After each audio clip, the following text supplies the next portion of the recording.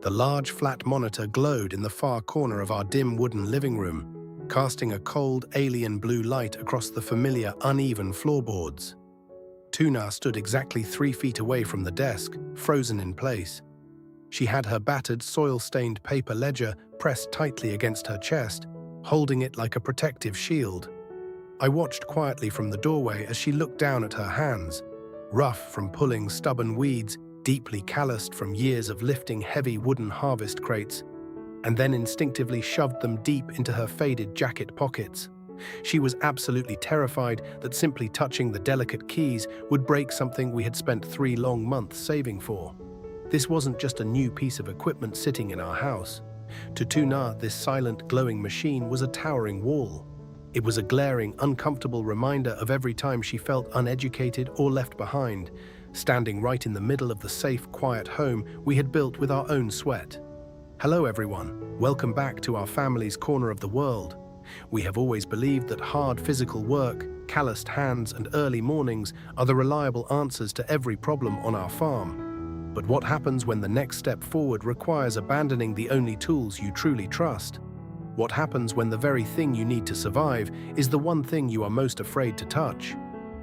The morning had started peacefully, just like any other day. The farm rhythm doesn't pause for new technology, and our bodies are programmed to wake before the light. Before the sun even crested the bamboo gate at the front of our yard, Tuna was already moving quietly in the kitchen. Standing on the porch, I could hear the familiar, comforting scrape of her metal spoon against the old aluminum pot as she carefully stirred Henry's morning bowl of pork and green onion porridge. Outside, the thick morning mist was still clinging to the vegetable patches. Next to the wooden door frame, Henry's tiny mud-caked rubber sandals lay kicked off carelessly from his adventures the afternoon before. The air smelled of burning wood smoke from the cooking fire and the rich, damp earth of our garden. It was our sanctuary. It was our normal, beautiful, exhausting life. But as the farm has steadily grown over the past year, our normal has started to crack under the heavy weight of its own success. Physical labor, the kind that leaves your muscles aching and your boots heavy, is no longer enough to keep this family afloat. The administrative burden has quietly become a second, invisible harvest we have to manage every single night. I walked into the living room, my shoulders already burning from the early morning harvest, carrying yet another damp cardboard box. It was overflowing with crumpled paper receipts, faded delivery invoices, and loose pages of handwritten yield notes with scratched-out numbers. I dropped the heavy box onto the wooden table right next to the sleek, unblemished computer setup. The visual contrast in that moment was jarring. On one side sat the messy, disorganized, dirt-smudged reality of our physical labor. On the other side sat the pristine, intimidating promise of a digital future. I looked over at Tuna. The deep lines of fatigue around her eyes perfectly mirrored my own. We were both physically and mentally drained. I pointed silently to the chaotic mountain of paperwork and then gently gestured toward the blank, glowing screen of the monitor. I just needed her help to input the daily harvest numbers. In my head, it sounded so simple, just a faster way to write things down. But as I began to explain the new digital system, pointing out the different sections of the software, I saw her entire posture stiffen. The fierce, quiet confidence she carried effortlessly when driving our heavy tractor or negotiating prices with the tough local seed merchants vanished completely. She stared blankly at the complex, clustered layout of the keyboard. To me, it was just a modern tool to organize our daily chaos. To her, it looked like an impossible test she was destined to fail. She didn't say a word. In our family, she rarely has to. The silence in our wooden house grew incredibly heavy, drowning out the soft bubbling of the porridge in the kitchen. I could see her mentally retreating into herself, paralyzed by the invisible barrier of the digital world. She felt uncharacteristically clumsy. She felt like an outsider standing in her own living room. the endless piles of paperwork were slowly drowning our business. But the digital lifeboat I had brought into our home felt far too terrifying for her to board. The heavy, suffocating silence in the room was suddenly broken by the soft, rapid pitter-patter of bare feet slapping against the uneven wooden floorboards. Little Henry came wandering in from the open kitchen, happily munching on a piece of leftover toast. He had somehow managed to find an open jar of homemade mulberry jam on the low counter, and the sticky evidence of his triumph was smeared enthusiastically across his chubby cheeks and coated all over his 10 tiny fingers. He didn't notice the thick tension hanging in the air between his parents. His bright, innocent eyes immediately locked onto the cold, glowing blue screen, illuminating the dark corner of the room. To him, it wasn't a terrifying financial ledger. It wasn't a glaring symbol of inadequacy. It was just a fascinating new toy lighting up his home. "Blue," he babbled happily, toddling straight past me toward the desk. Before I could even shift my weight or step forward to intervene, Henry reached out. He raised his 2 incredibly sticky, purple-stained hands, leaning forward, ready to slap them flat down onto the pristine, delicate keys of the new keyboard. Tuna gasped sharply, a visceral sound of pure, unadulterated panic.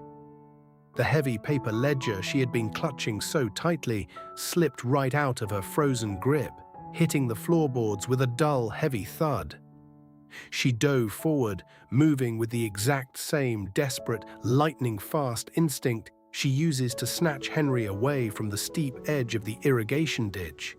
She intercepted his small wrists mere millimeters from the white plastic keys, wrapping her arms firmly around him and pulling him hard against her chest.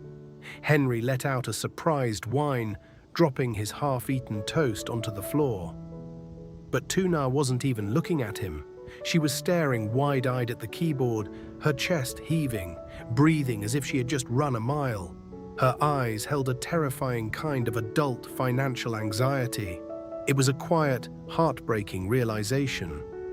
Out in our fields, everything we own is tough. Our muddy tractors can be left out in the pouring rain.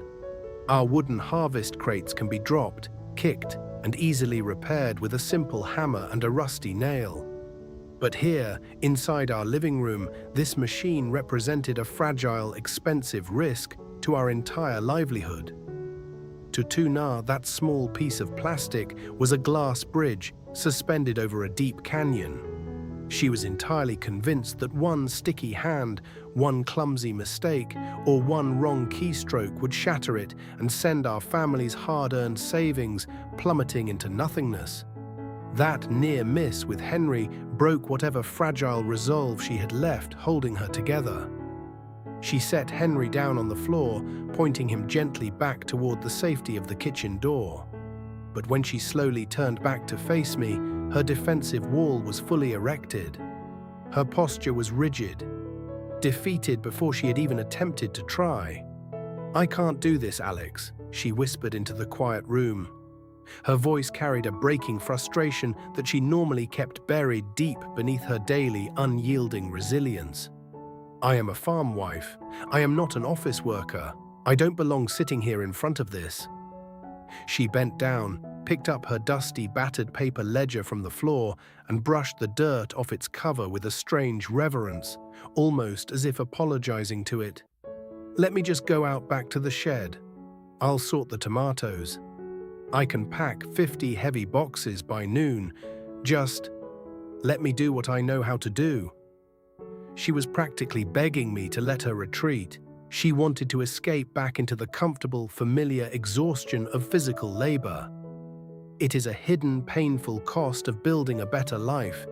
Sometimes the absolute hardest part isn't the physical work itself, but the slow, painful shedding of an old identity. Before this computer, her value was measured by how much weight her back could carry. Now she felt completely useless. I faced a profound choice in that quiet moment. I could easily nod, take the heavy ledger from her hands, and spend the next 5 hours hunting and pecking at the keys alone while she exhausted herself in the packing shed. That would solve the immediate problem of getting the numbers logged. But it would leave a deep emotional wound wide open between us. Instead, I walked over to the heavy wooden dining table and dragged one of our sturdy chairs across the room. The loud, raw scrape of thick wood against the floorboards cut right through the heavy tension. I placed it directly beside my own chair at the desk. I didn't say a single word about the complicated software. I didn't lecture her on how much time or money we needed to save. I gently reached out and took the paper ledger out of her rigid, clenched grip, setting it aside on the desk. Then I motioned for her to sit. Reluctantly, moving as if the chair were made of thorns, she finally sat down. Her right hand rested awkwardly on her lap, curled tightly into a defensive fist. I reached down and took her rough, soil-stained hand. I didn't push her toward the keyboard. I just guided her hand up to the wooden desk and rested it gently on top of the small, curved computer mouse.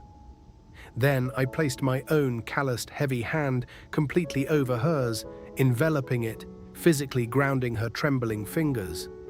We just sat there in the dim blue light. No typing, no clicking, no explanations. Just the slow, steady rhythm of our breathing. We let the silent warmth of partnership slowly melt away the icy, paralyzing fear of failure. True partnership on a family farm isn't just about dividing the back-breaking daily chores. It is about having the patience to sit in the absolute stillness, refusing to let the person you love feel entirely alone when they are afraid. Once I felt the trembling in her hand finally start to subside beneath mine, I reached over with my free hand and clicked the mouse. I didn't open the complicated accounting software or the massive, intimidating spreadsheet with its confusing grids and endless rows. Instead, I simply opened a completely blank, white document. The screen lit up, bright and empty, waiting patiently.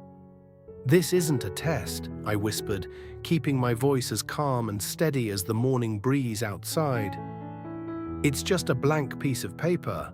It can't judge you, and it won't break just because you touch it." I gently moved my hand away from hers, leaving her in control.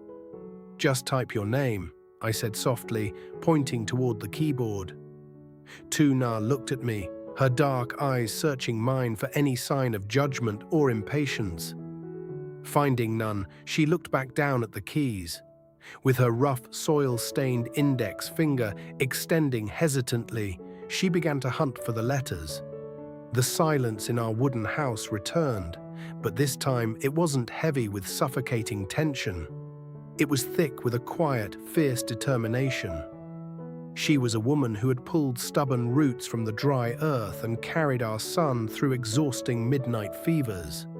A simple plastic box was not going to defeat her. Her finger hovered, found its target, and pressed down. Click. A single stark T appeared on the bright white screen. She paused, took a shallow breath, and searched again. Click. U, then an N, and finally an A. When her full name, Tu Na, appeared on the screen in big, bold black letters, her breath caught audibly in her throat. A small, wondrous smile broke through the deep lines of fatigue on her tired face. The machine hadn't broken. The digital world hadn't rejected her. She had commanded it, and it had listened. It was a profound, quiet victory. The deep-seated fear of being uneducated, of being purely a physical laborer in a world moving toward screens, began to fracture.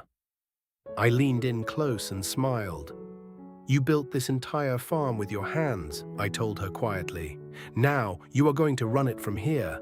I slowly stepped back into the shadows of the room, leaving her alone at the desk. I watched as she instinctively sat up a little straighter, her defensive posture melting away into the quiet confidence I knew so well. The cold, alien blue light of the monitor somehow seemed to soften, reflecting a warm, steady glow across our living room. The house felt like ours again. From the kitchen, the sweet smell of Henry's porridge drifted back into the air, mingling with the familiar scent of our garden. The fragile peace of our morning had fully returned.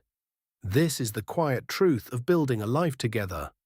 The tools we use to survive will constantly change, but the foundation of our family remains exactly the same. Overcoming the massive barriers between us isn't about mastering new software or simply buying better equipment.